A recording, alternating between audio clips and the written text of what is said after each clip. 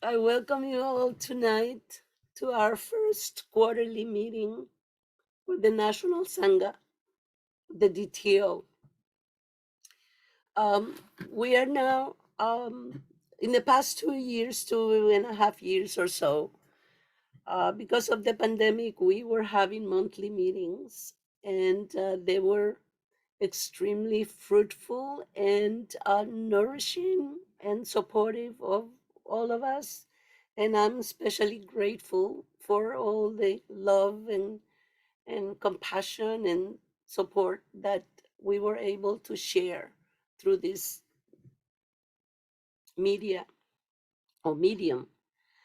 Um, but now, during our last meeting, our last retreat, they entrusted us to develop a course online to work on the Buddhist Institute, the development of the Buddhist Institute. And that took some time. Practically the full summer was a lot of work, and it was very, very rewarding. It was challenging. It still is challenging, and but we succeeded to a certain degree, and now we are having those classes online for the fourth year, and quite a number of new students and auditors of the class, which is wonderful.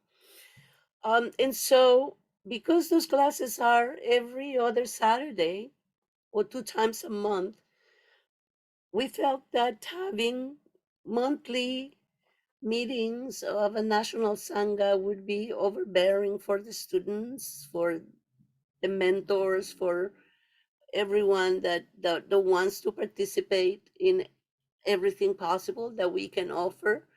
And so we decided that we're going to have instead quarterly meetings. And this is the first quarter.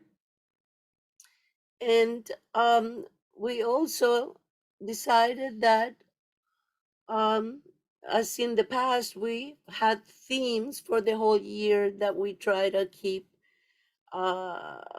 developing. This year, our theme is studying the sutras and the suttas.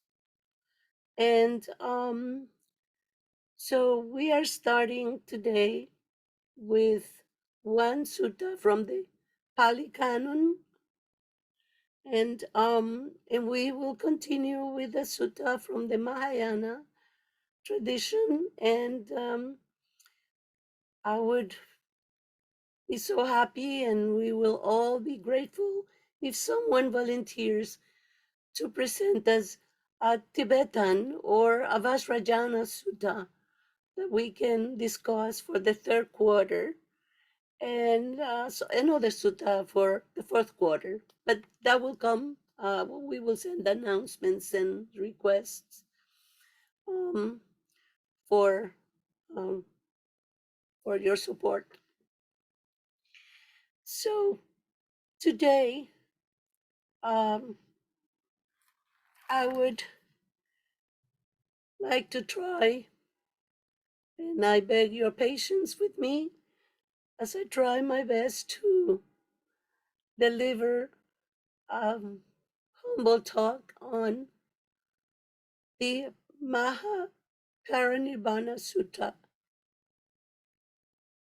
that you can find in the Digha Nikaya. Um,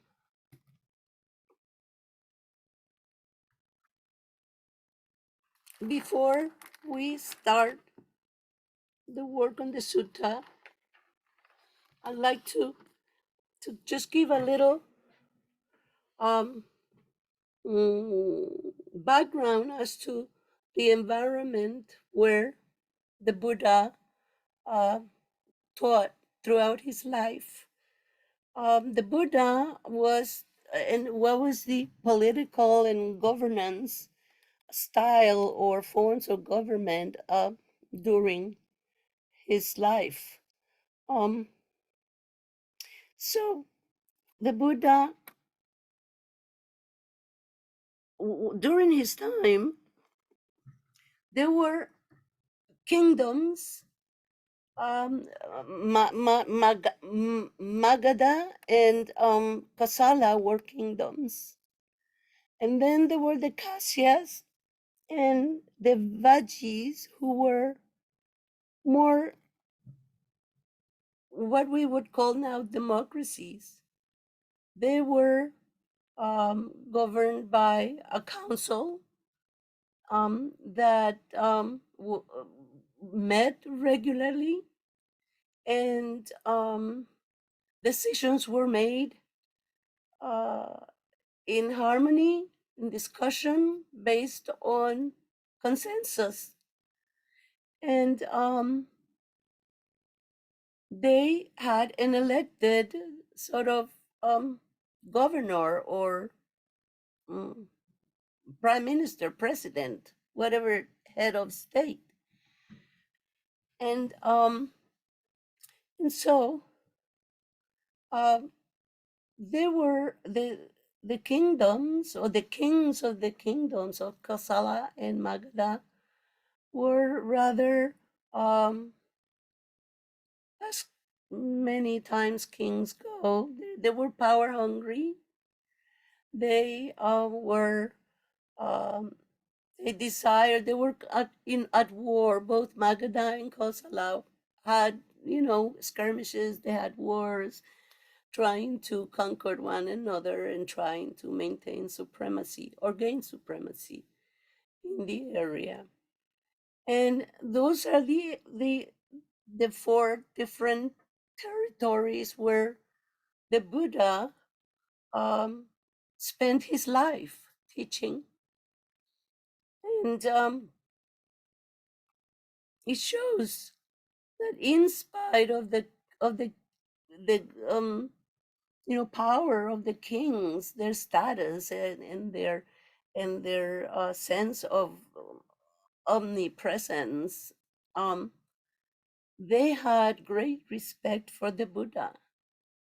They held him in high esteem and certainly sought out his counsel to make certain decisions, maybe not all. But they regularly invited him to come and sit and teach them. So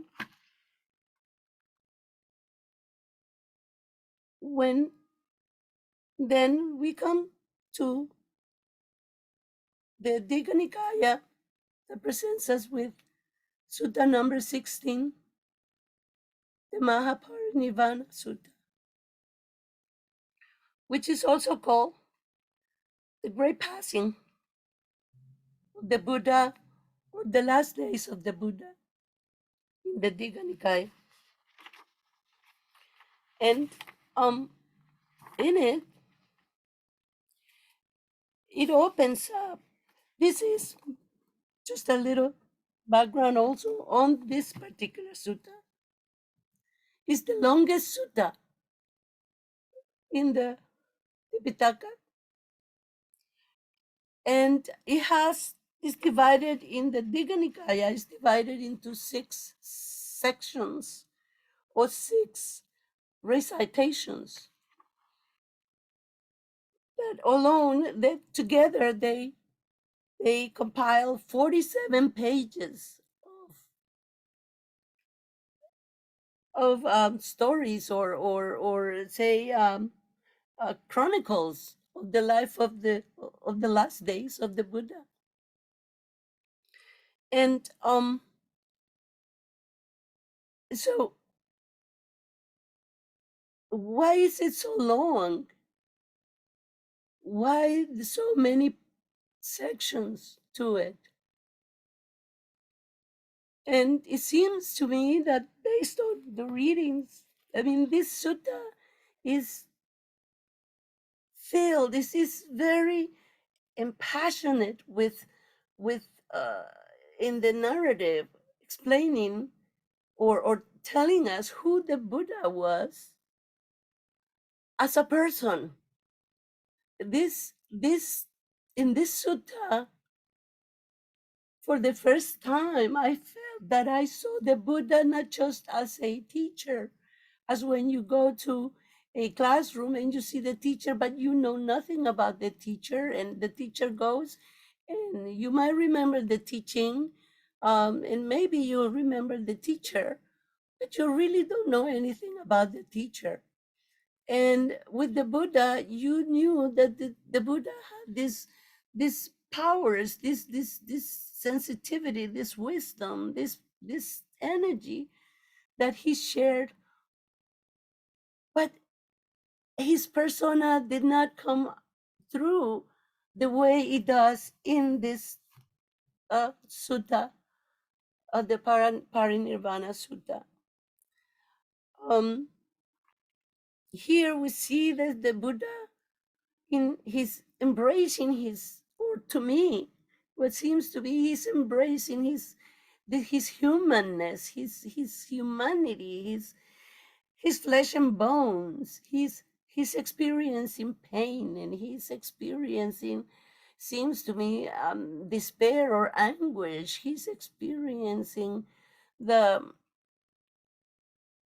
I don't know, the knowledge, maybe not the fear, but the knowledge that his human life is extinguishing, and trying to he's prepared already to go through that process of his parinirvana, of getting away and achieving his final uh ultimate goal. And and he is there teaching with urgency. And that's another aspect of the sutta that really, really touched me deeply, because it seems like the Buddha taught for 47 years, and in 3 4 months the Buddha is reteaching all of his body of knowledge that he has uh, dispersed throughout the world.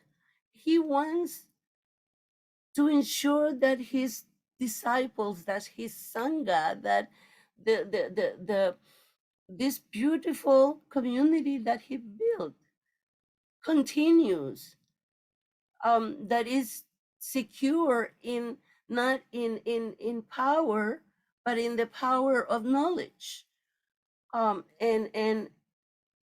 kindness and compassion and understanding and practice of loving kindness and wisdom, and meditation and mindfulness and all the rest.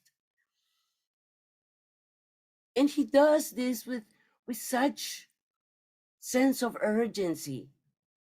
And at times, as in the first part of the sutta, it seems like he even becomes impatient. So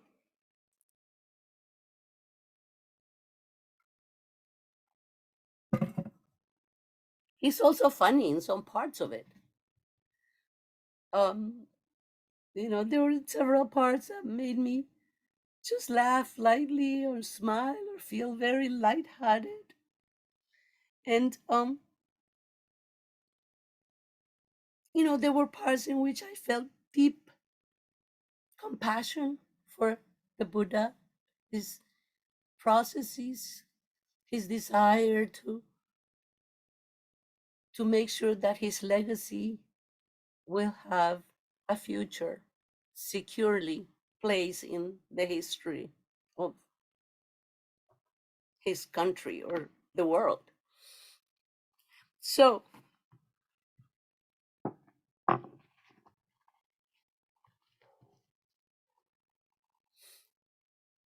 the Mahaparinibbana, the great passing of the Buddhas, the first section says, "Thus I have heard, once the Lord was staying at Rajagaha on the mountain called Vulture's Peak." I'm not going to read the whole thing. Now, just then, King Ajatatsatu of Magadha wanted to attack the Vagians. He said, I will strike the Vagians who are so powerful and strong. I will cut them off and destroy them. I will bring them to ruin and destruction. He says this to his minister, the Brahmin Vasakara. And then he tells Vasakara, now, Vasakara, go to Master Gotama, to the Lord Gotama, and tell him what I said, and listen tightly to what he responds. Because what the realized ones say, it is so. They cannot lie. So pay attention and tell me exactly what he says. So Vasakara goes to the Buddha and he tells him, after the pleasantries and salutations and showing respect and devotion to the master, he tells him, King Ajatasattu says that he is going to attack the Vajians who are so powerful and strong. And he will cut them off and destroy them and will bring them to ruin and destruction. So then the Buddha, who was resting, Ananda fanning him behind him, he turns to Ananda and asks Ananda, and where's my note? Sorry.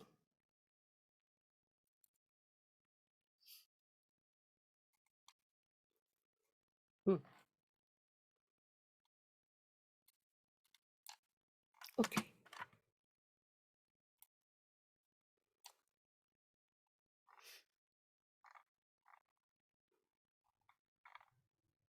So he says, Ananda, have you heard? And I'm not going to repeat all the sentences, just, main parts.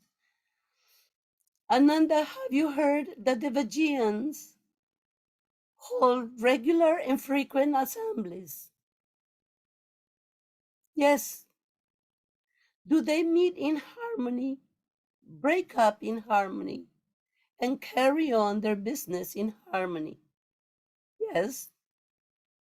That they, the Vajis, neither enact new decrees nor abolish existing ones, but proceed in accordance with ancient constitutions. Yes, that they show respect, honor, esteem, and veneration for their elders and consider worthwhile to listen to them. Yes, that they do not forcibly abduct other wives and daughters and compel them to live with them. Yes, that they honor, respect, esteem, and venerate the shrines both within the city and those outside, and do not deprive them of due offerings. Yes, that they duly protect and guard the arahants, so that those who have not come to their realm might do so, and those who have already come might live there in peace. Yes. So these were called the 7 things conducive to welfare. So then the Buddha says to Vasakara, so long as such proper provisions are made, the Fijians are expected to prosper and not decline. So then Vasakara says, oh, yes, if they were to observe one alone, they are um, expected to prosper and not decline, and much more so if they observe all seven. And so he says, so then the Fijians will not be able to, we cannot destroy the Fijians by force, by war, but by diplomacy and discord. And then he says to the Buddha, but the Buddha says, yeah, just do as you please. And that's where I think the Buddha might have become irritated, because, like, you cannot kill them, but you immediately think of how to destroy. That's what's in your heart, destruction. And so he says, and he took his leave and he went back to the king. So then the Buddha's reaction to this was to tell Ananda, call all the monks and ascetics, everyone that is in the area, and bring them. They need to be here. Oh, so the Buddha tells this Vasakara, when I was in another location, I taught these principles to the Fijians, and they live by them. And um, so then it is established that these things the Vajrayas didn't just come up with them. The Buddha guided them, taught them, and that's how he wanted to model his Sangha. That's, in that sort of democratic kind of way. So he tells Ananda, once Vasakara leaves, he tells Ananda to invite all of the monks and nuns and bhikkhus and ascetics to come, and because he wants to talk to them. And then he teaches them these 7 principles um, for that are conducive to welfare. So these are the principles, the first principles, or the principles that are conducive to welfare for the bhikkhus, are the same principles that he taught the Vajrayans. But then he goes, and not happy with that, with those 7 principles, he says, now there are further 7 principles that will also lead to welfare. And then he says, but not only that, there are more. And he teaches them these sets of principles, 5 principles of, where are my notes? Where's my memory? Anybody got my memory? Sorry.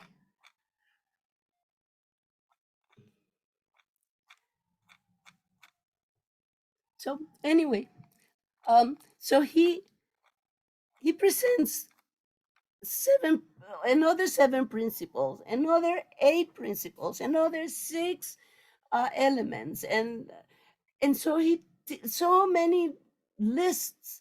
The Buddha was a master of creating lists with numbers, and 7, 8, 3, 5, 9, and so he wanted to be sure that the Sangha, he has been teaching this all throughout his life, but it is such a sense of urgency in him now that he knows that he is going to, he's approaching, because at this point he hasn't decided that he's going to achieve his paranirvana.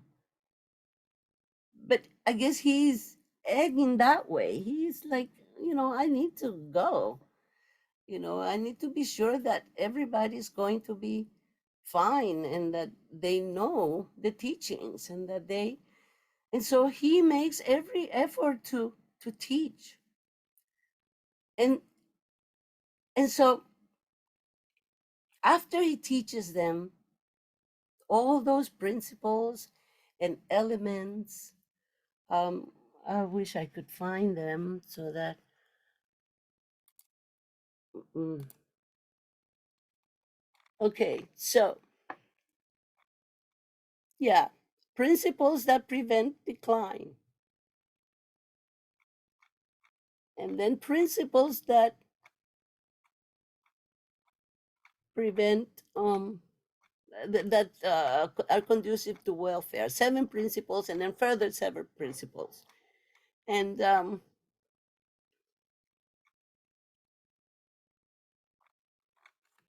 never mind.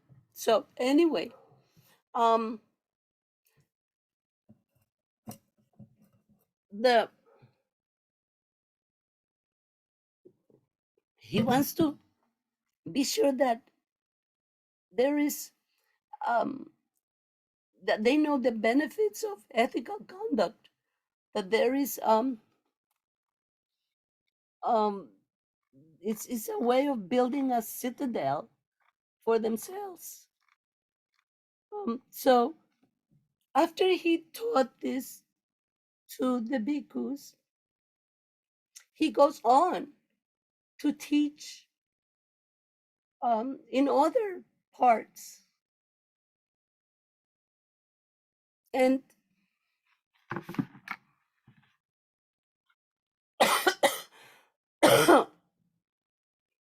and he does it with such love and compassion that for him there is no distinction who he teaches, who he accepts invitation from people that others would reject, like the courtesan woman who invited him to have a meal, and he was glad to go there and sit with her and share her meal and teach her. Um, and he also, I mean, his last meal was, you know, the pig's delight. He was the only one that ate the pig, and he told the smith, I forget his name, I'm sorry, um, that he says, give the soft food, the solid and soft food, the other soft food, to the bhikkhus. Only give the pig delight to me, because no one else can digest it but me. The rest, he says, because nobody can digest it, you need to bury it in a pit and forget about it. And sure enough, that was the meal that created the conditions for him to achieve his paranirvana. But all throughout the sutta, we can see Vasakara and Ajatatsu doing their business of trying to conquer the Vajians. And during this time, um, the Buddha, they went to Vasali. Uh,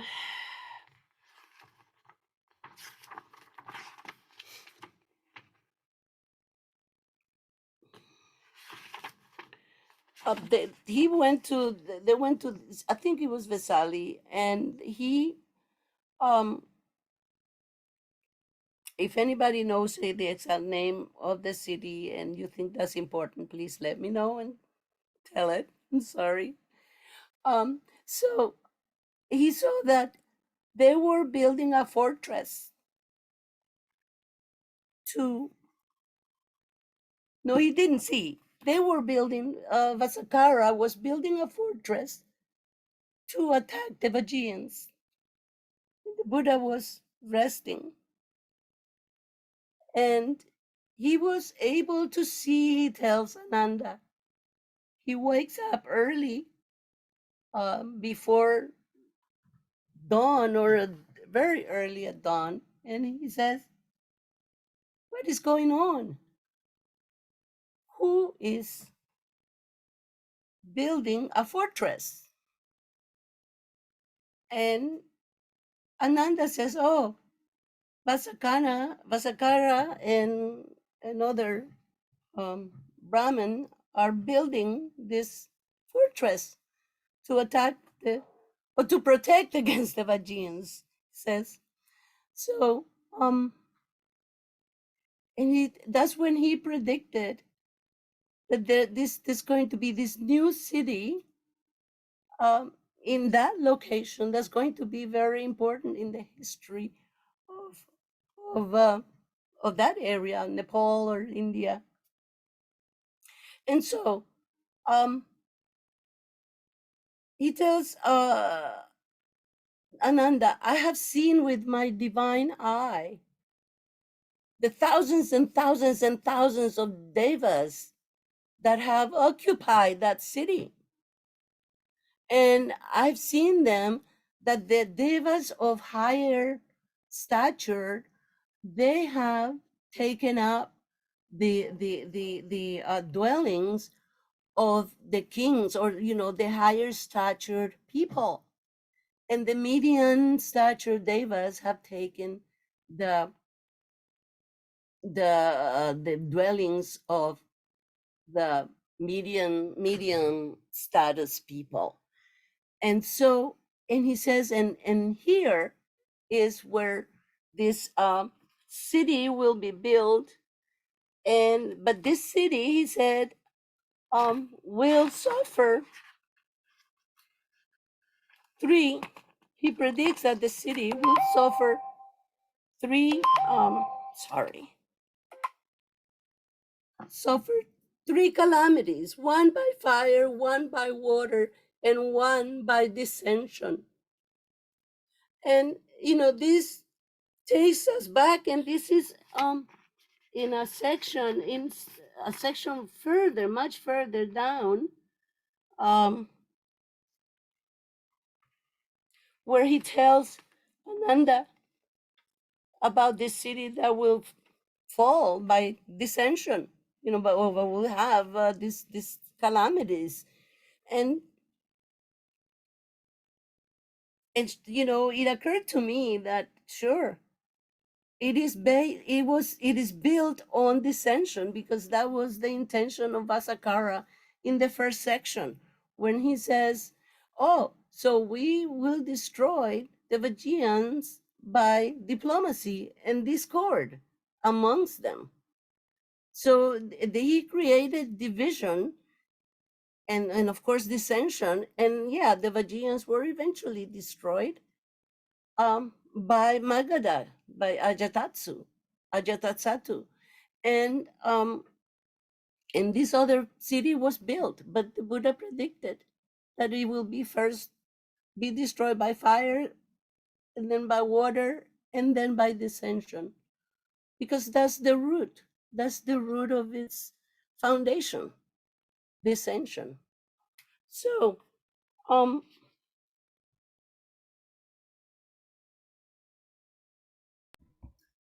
so the Can I say sutta, something? Can I ask you a question, yes, Lily?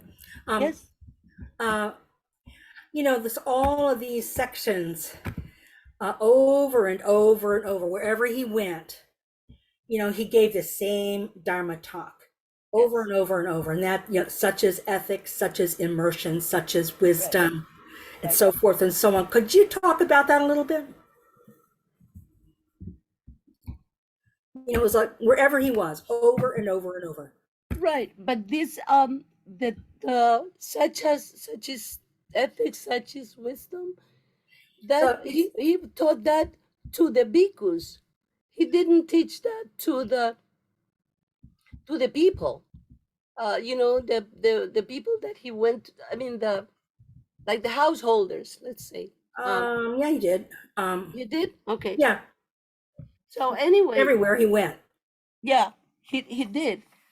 Um, in the sutta, he talks again about the the four noble truths, Hmm. and he talks about the eightfold path, and he talks about the practice and he connects that with ethics and wisdom, uh you know and again, he tries to teach all these, like you say, all these teachings that he has taught throughout his whole life. He's trying to encapsulate them in 3 months, 3 or 4 months of his life. And so, Maybe it was just to the men. Sorry about I'm that. sorry. It was just to the monks, I think. Sorry. Yeah, Yeah. I think it was just to the Yeah, monks, I think you're but right. because it was important for him that they knew in their hearts, in their minds, in their practice, in their way of being, what was wisdom, what was ethics, what was the correct practice. And um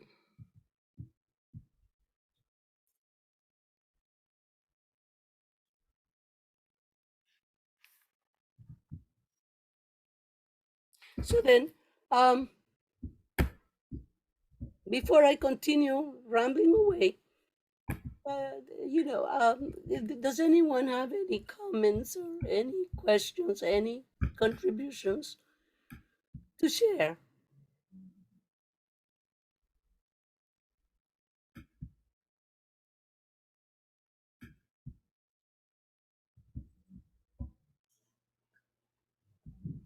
Yeah, when I heard about those principles, my thinking is if we ask those certain principles to our Congress or the houses, the answer is no, no, no, no, no. So we are doomed.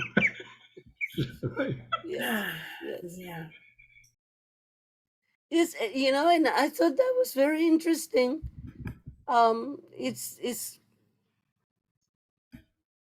It's incredible how harmoniously people could live in the past, and um, to show that it is possible. But somehow in modern times, it doesn't seem like we can agree on anything, not even agree to disagree. So it's true.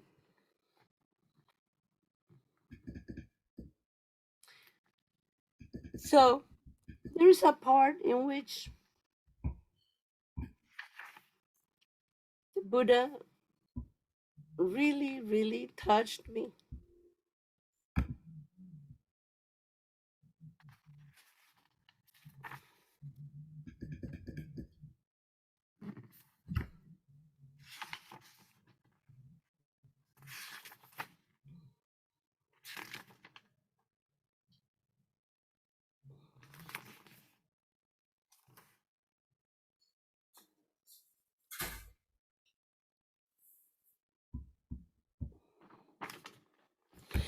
So the Buddha became ill the first time during this sutta. He became ill, and um, he had tremendous stomach cramps. And he tells to himself, I cannot I cannot pass away without addressing my monks. I must um, control this sickness. I must address the community before I go. So he then used his powers. So here we see the human being, the pain, the suffering of a person like us. And then you see the power of his wisdom and the power of control of his mind and energy.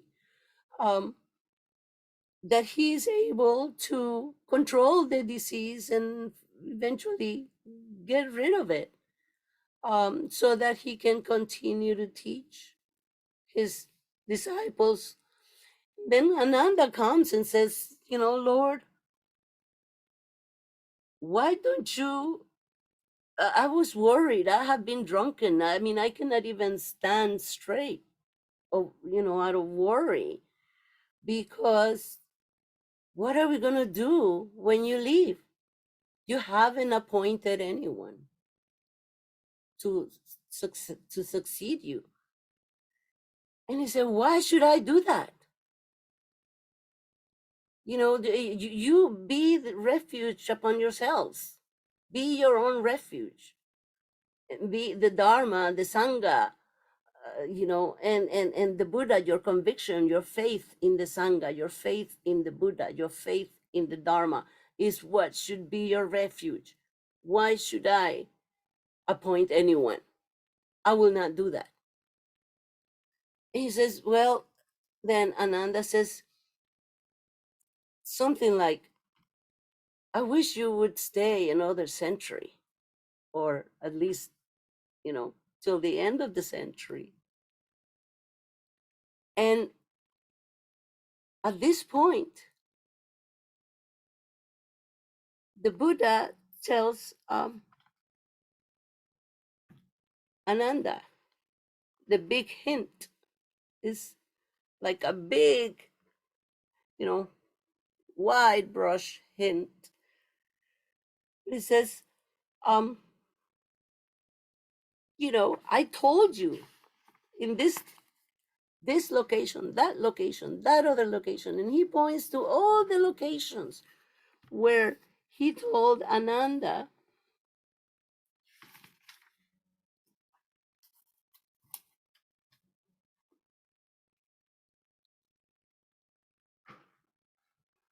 that whoever has developed the 4 roads to power, practice them frequently, made them his vehicle, made them his base, establish them, become familiar with them, and properly undertake them, could undoubtedly live for a century or the remainder of one.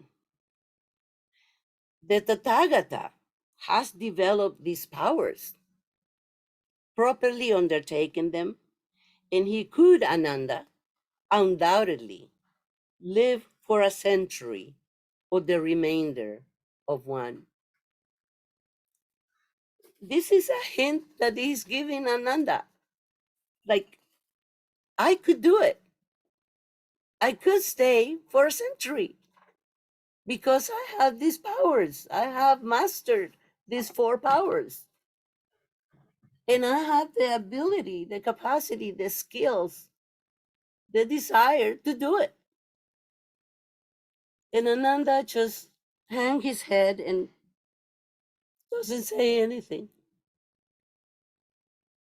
doesn't ask, doesn't beg the Lord to stay, because he has achieved, he has control of these 4 powers.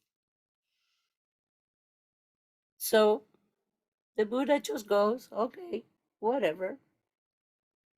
Then Mara comes to visit him. And Mara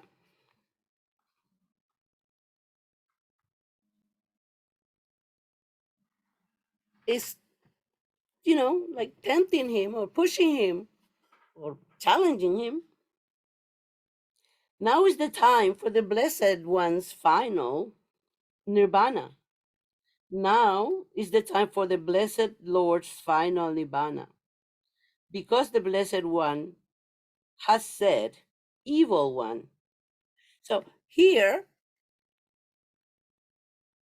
after when Mara is tempting him, and Mara is the first one to find out when the Buddha has set the date for or the time for his passing away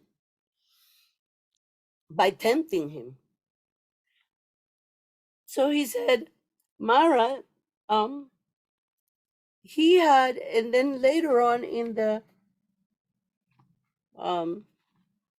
sutta, he tells Ananda why he cannot stay. But first, let's look at Mara's tempting the Buddha. So he says, before you told me, Mara says, that I will not take final nirvana till I have monks and disciples who are accomplished, trained, skilled, learned, knowers of the Dharma, trained in conformity with the Dharma, correctly trained and walking in the path of the Dharma, who will pass on what they have gained from their teacher. Teach it, declare it, establish it, expound it, analyze it, make it clear, till they shall be able, by means of the Dharma, to refute false teachings that have arisen and teach the Dharma of wondrous effect. And he goes on to say, Mara says, and then you said that you will not achieve final nirvana until you have nuns and female disciples who are accomplished and follow the Dharma, etc., etc. And then he says, Mara says to him, and then you said that you will not achieve final nirvana until this holy life has been successfully established, flourishes, and widespread, well known far and wide, well proclaimed among mankind everywhere. I'm sorry. So he once told this to Mara, all these things. I'm not going to achieve or attain parinirvana until these things are accomplished.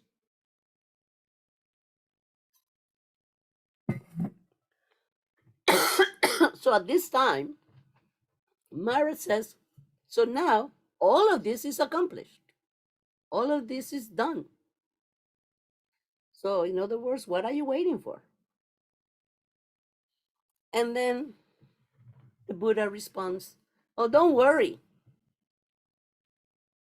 I will attain my paranirvana 3 months from this day. And that's when he predicts that he's going to die. And then, when you see this, you can feel that sense of urgency. That's why I want to teach everything. That's why I want to remind everyone all the teachings, all the rules, all the sets of precepts and principles and practices and and how to live the holy life under the Buddha's teachings. Because he's gonna die soon.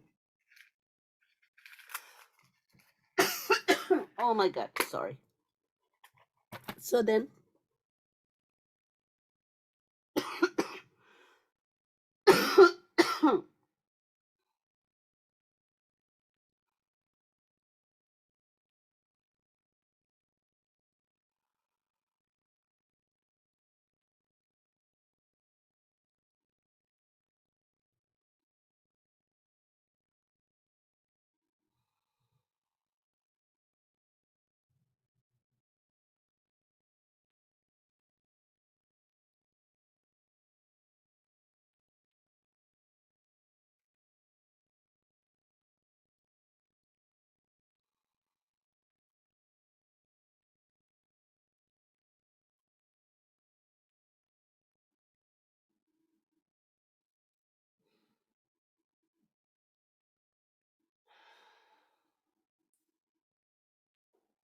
So after Mara's temptation, Ananda comes back to him and asks again, what are we going to do without you? In so many words, can you stay a century? And that's when he scolds uh, uh, Ananda, and he said, "I can stay. I could have if you had caught my hint when I told you that the Tathagata has achieved the four powers. It has full control of the four powers, and he could stay if he chooses to do so. All you had to do was ask, but you never did. And now Mara has come to me and has challenged me. And, I had said these things to Mara that I would not go until I achieve until all these goals are achieved. And they are achieved. So I'm going to go. So I'm leaving in 3 months. So let's go about our business. And he tells, that's where I felt like, wow.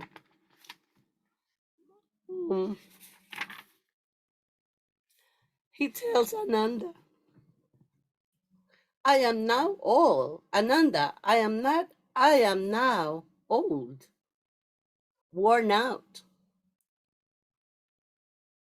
Venerable one who has traversed life's path, I have reached the term of life, which is 80. Just as an old cart is made to go by being held together with straps, so the Tathagata's body is kept going by being strapped up. It is only when the Tathagata withdraws his attention from outward signs and by the cessation of certain feelings enters into the signless concentration of mind, and his body knows comfort. So, here is the Buddha in all his humanness, in all his pains and old age and suffering, just like every one of us. And he says, and it's only when I'm able to go within and in complete abstraction that my body is at rest, because all these feelings are gone. Nothing is stimulating my senses. And so there are no feelings responding. And so I'm able to rest. So I'm old, and so I have to go. I thought that brought tears to my eyes, really, when I read that over and over and over. I am old.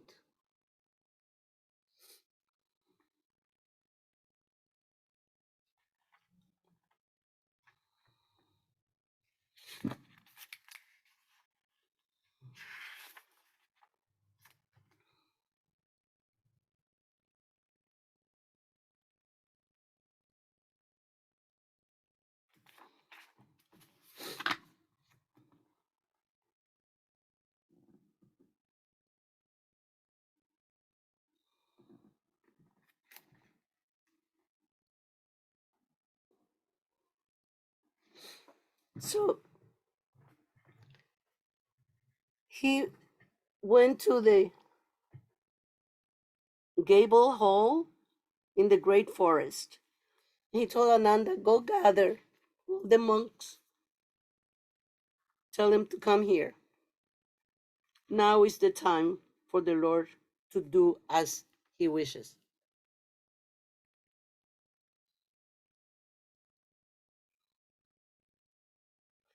Then he said to the monks, Monks, for this reason, those matters which I have discovered and proclaimed should be thoroughly learned by you, practiced, developed, and cultivated, so that this holy life may endure for a long time, that it may be for the benefit and happiness of the multitude, out of compassion for the world, for the benefit and happiness of devas and humans.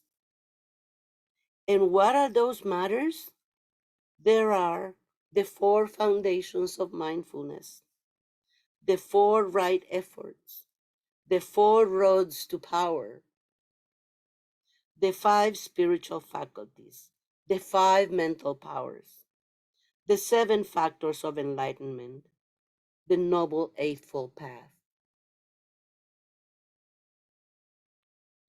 And now, monks, said the Lord, I declare to you all conditioned things are of the nature to decay. Strive untiringly. So here in this little paragraph, he summarizes all his teachings to the monks, to his community. And then he seals it by saying, strive, strive on untiringly. And so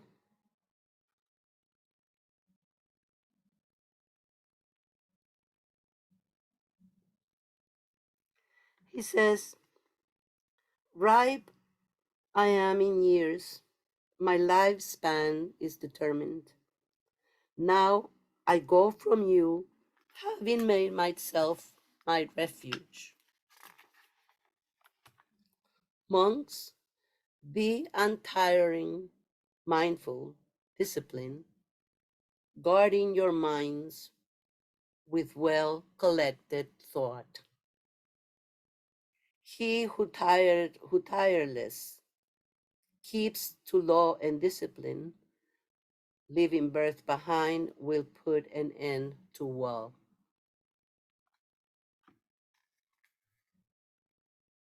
So the rest of the sutta talks about his life, how he became ill, how all the devas, thousands of devas, and uh, important people, not important people, good people, bad people, all kinds of people came to visit him, to have one passage that made me laugh is that when he is in his um basically his deathbed, he tell his attendant to fold the robe in four so that he can lie down. So he's lying down, he says, in the lion's position, and his attendant is fanning him in front, right? In front of him, fanning him. Then there are thousands, millions of devas in the, in the round of devas. And they get angry and said, what is he doing? We want to see the Buddha. We don't get that guy out of the way. He's blocking our view. So, so the Buddha hears the devas complaining with his divine ear and eye, and And so he tells his servant, move, move so that the devas can have full view of me. So, he knew that that would be meritorious for the devas to be in his presence at this crucial time. So, and then, he passed away. And then came the discussions on the relics. And there was a decision made that, okay, they will be divided in eight, you know, so that eight stupas can be built. And so then the Sakyas came at the last minute and say, he was a Sakya. We need a relic. He was one of us. And they say, well, Ananda says, well, no, the relics are already, distributed. They are given away. And they say to them, but you can take the ambers, whatever from the fire. And sure enough, even the ambers held such incredible value that they took them and they built a stupa around the ambers.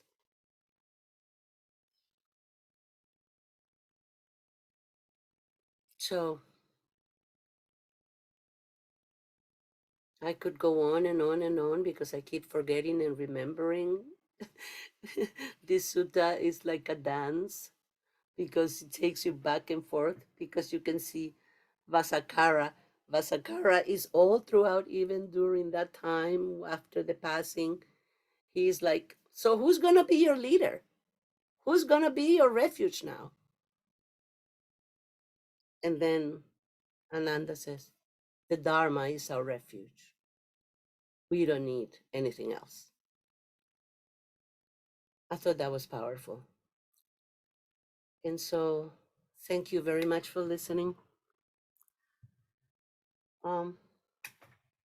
Please share your thoughts, your reactions, your feelings, your whatever. Let's talk about it.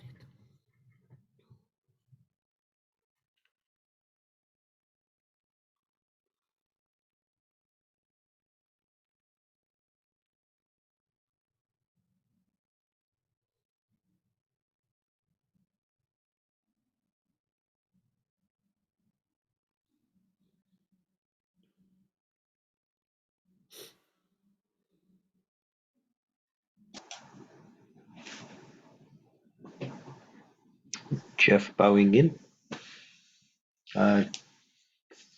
Thank you very much, Elena. Yeah, there's so much in this sutra. I guess I just want to comment on one of your earlier observations in your talk about the urgency of the Buddha that was apparent in this sutra, that he was trying to kind of teach and reteach all of the very important things, both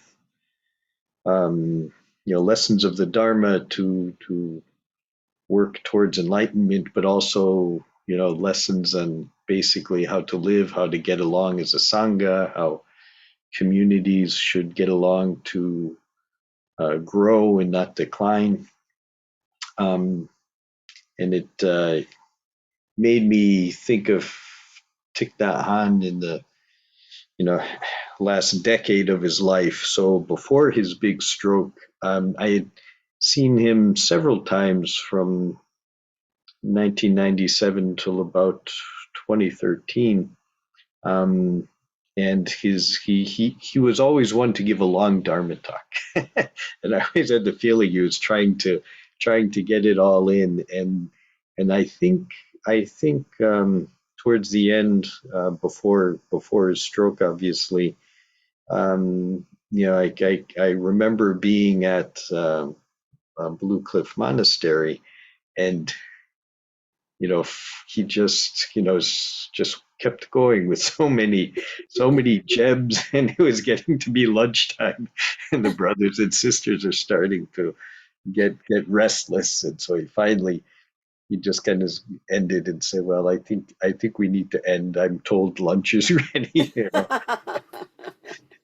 So I kind of guess that it was probably some of the same, knowledge of kind of limited time and having so much to give, that Thich Nhat Hanh felt also.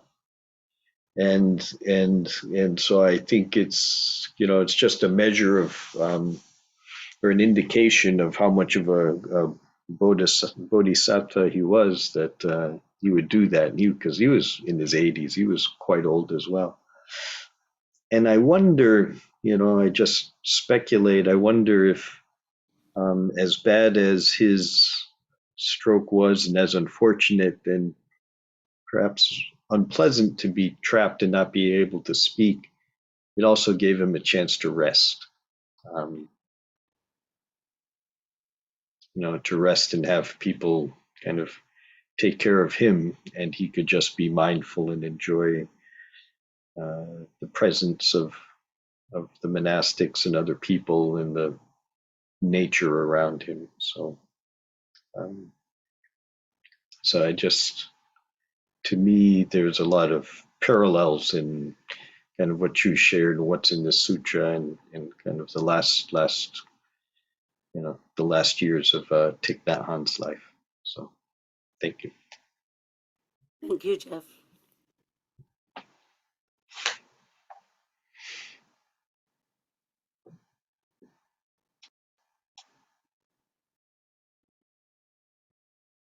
Conrad,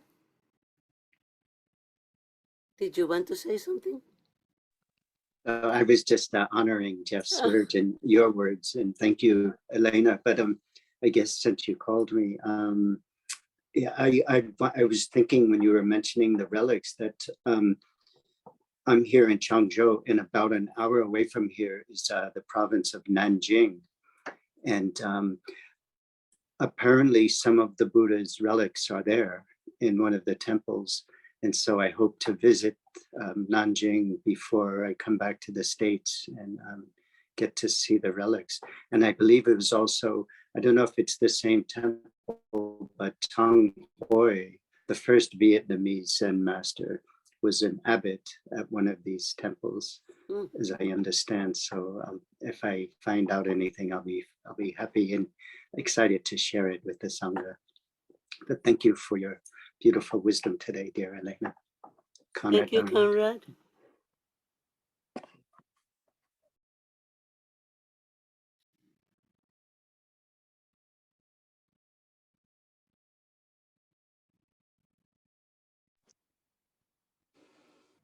This is Tom bowing in.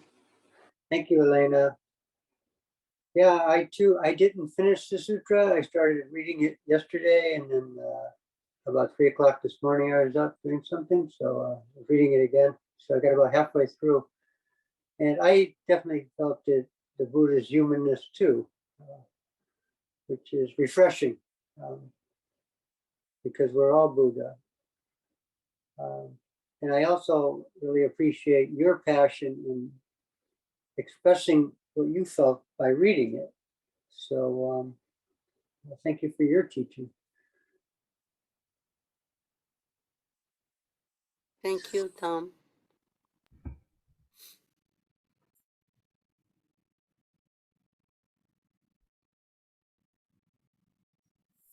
Well, Fapland bowing in.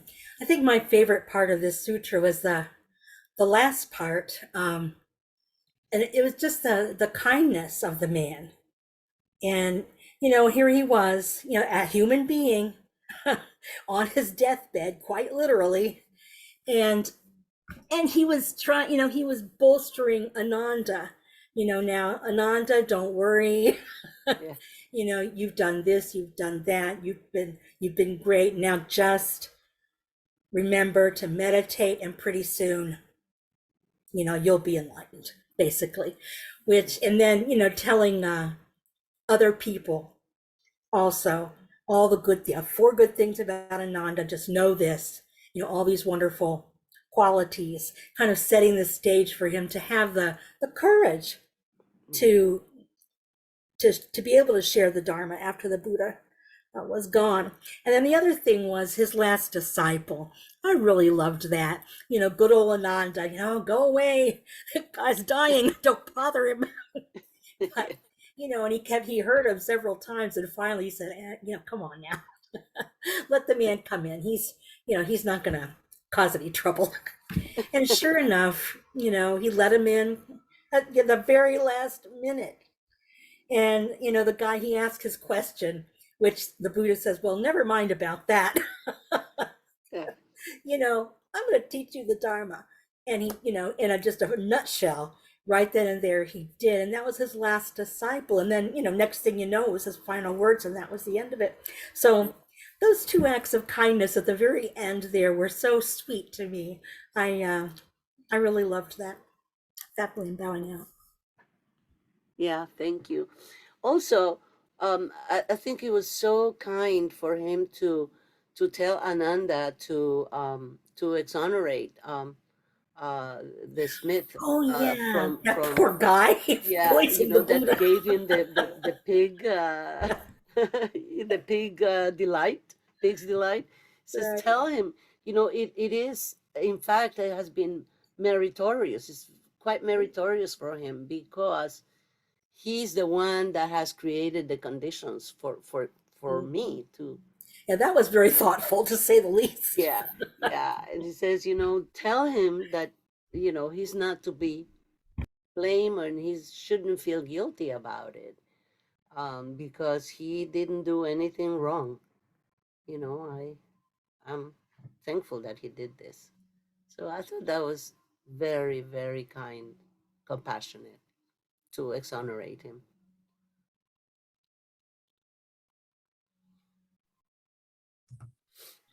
Greg bowing in. Thank you, Elena. I enjoyed your talk, and I can sympathize with your voice. You are a real trooper. Can you tell us what translation were you using? I know we've got a couple that were mentioned. Okay, I'm using the Morris Walsh Digha Nikaya, Oh, okay. but I must tell you, I reviewed this other one also by Biko Sujato. Okay, yeah, that's the one that you sent me the Word document of. Right. And also the one by Sister from Ceylon. The Yeah, latest Sister one. Vajira and Francis' story. Right.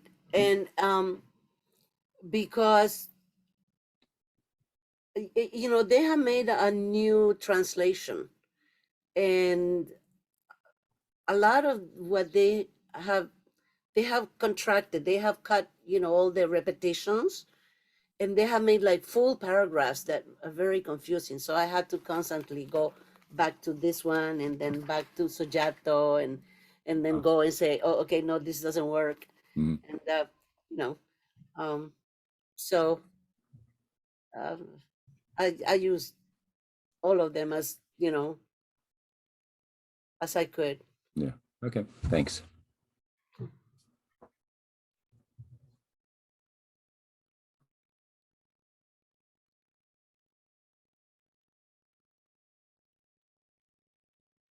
Richard?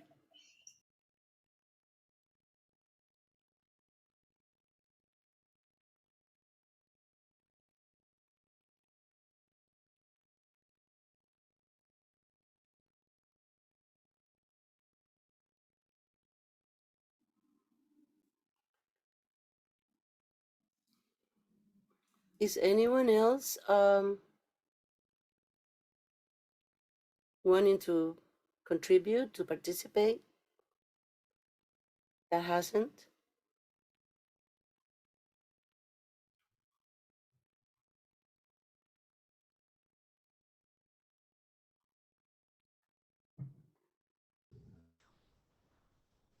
Michelle bowing in. I'm Hi, Michelle. Hi, everyone. I just wanted to say thank you very much. I really appreciated hearing because for someone that's just beginning, this was a lot to take in. So I really appreciated your insight on it. So thank you. Thank you very much. Thank you.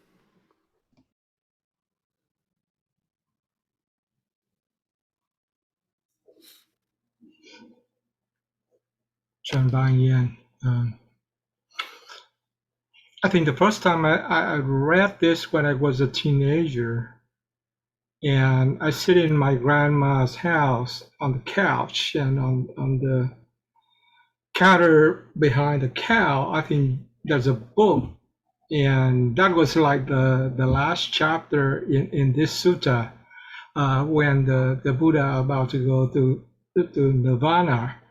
I read that. I was thinking that was like a kind of magic story, with all the scenes, all the devas, and he's lying down in the lion positions, all those kind of majestic looking scene.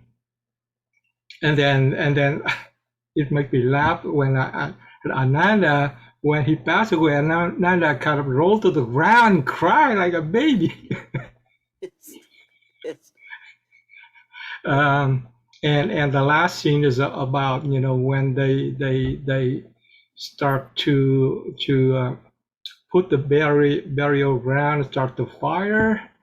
I think they couldn't start the fire until one of his 10 disciples. That was Mahakassapa. He Mhm. was hurt, and he tried to return to that final event.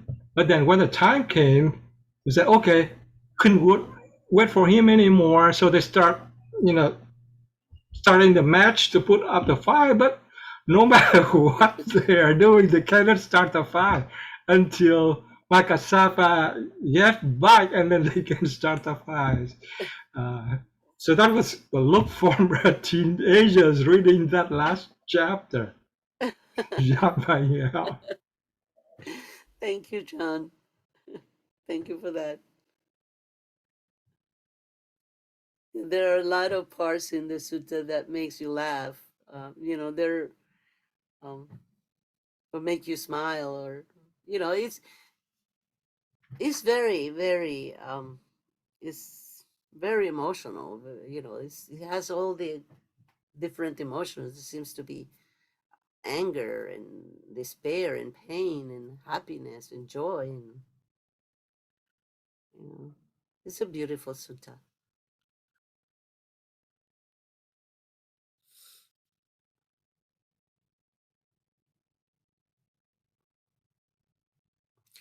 Anyone else?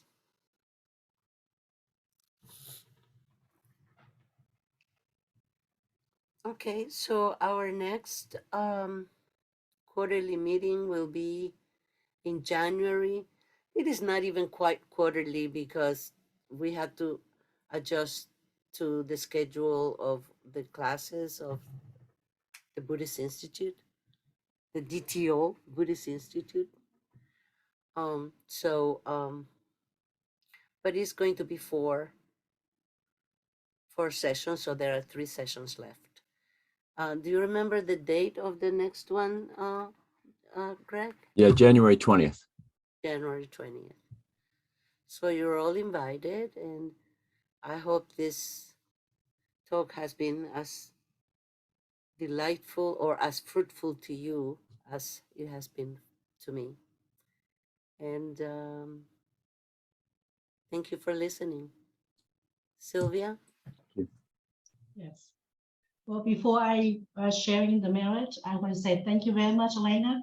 That was very courageous of you to carry on the presentation at the marathon.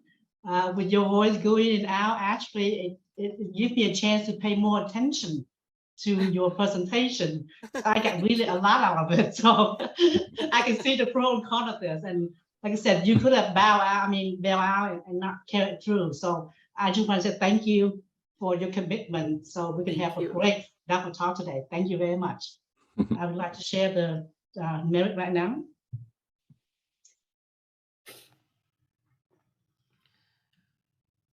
Reciting, Oh, I'm sorry. I have another thing here. Want me to read what I have? Yeah. Okay. Go ahead. It's different from what the, okay. Okay, sharing the merit. Reciting the sutras. Practicing the way of awareness gives rise to benefits without limit. We vow to share the fruit of all beings. We vow to offer tribute to parents, teachers, friends, and numerous beings who give guidance and support along the path.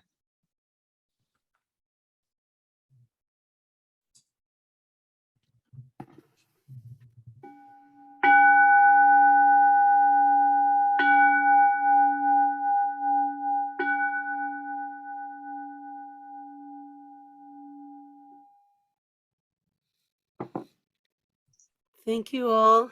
See you next time. Thank you for coming. It was a great, great pleasure to see you. Thank you. And have a great weekend. Yeah, thank you. You too. May you Thanks. feel better. Thank Yeah. you. Bye.